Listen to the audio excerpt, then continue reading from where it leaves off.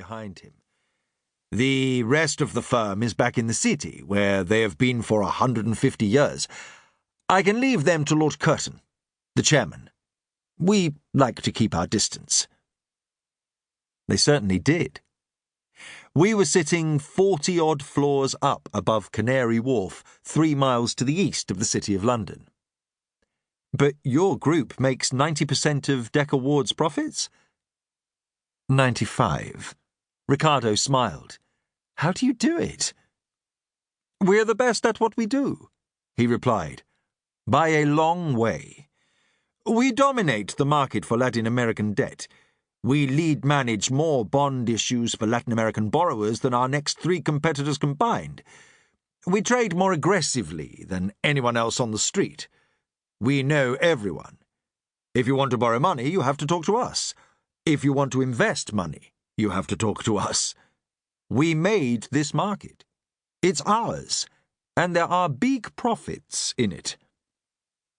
I can imagine there are, but how did you get to that position? We're always a step ahead of the rest of the market.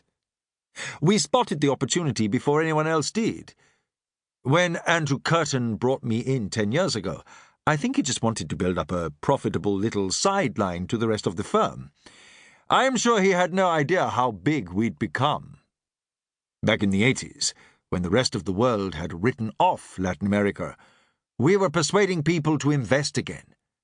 Mostly Latin Americans who had money invested offshore. We teamed up with Chalmé, a private Swiss bank. They had plenty of clients who were eager to put money back into the area. He paused to take a drag of his cigarette. His eyes flicked at me to check if I was following him. I was. Then the big commercial banks, who had lent billions to the region in the 70s, began to sell their loans at a big discount. We helped them, stood in the middle. In the early 90s, many of these loans were converted into bonds known as Brady's. We traded them, passed them on from the commercial banks to new investors, and in the last few years, people have been willing to invest new money into Latin America. So we've been organizing bond issues for everyone from Brazilian glass manufacturers to the Republic of Argentina. Don't you have any competition? Ricardo chuckled. Certainly we do. Everyone is involved in this game, but we were there first.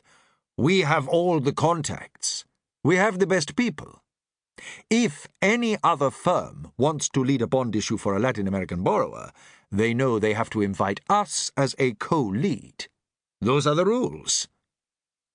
And if they're broken? Then the issue fails. Nothing happens without our support. A nice position to be in, I said. Ricardo nodded. But we have to be on our toes.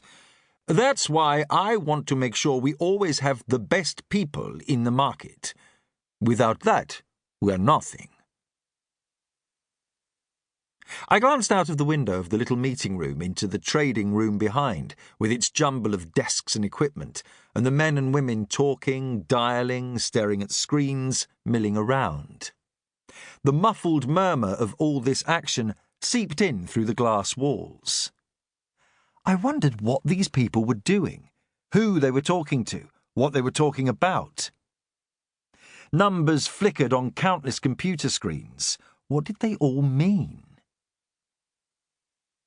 Beyond this mysterious activity stretched the clear blue sky, the empty space above London's docklands. Ricardo followed my gaze.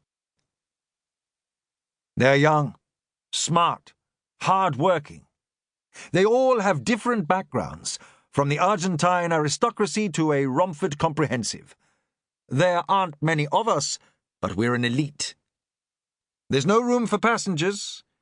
Every one of us makes a contribution. I nodded.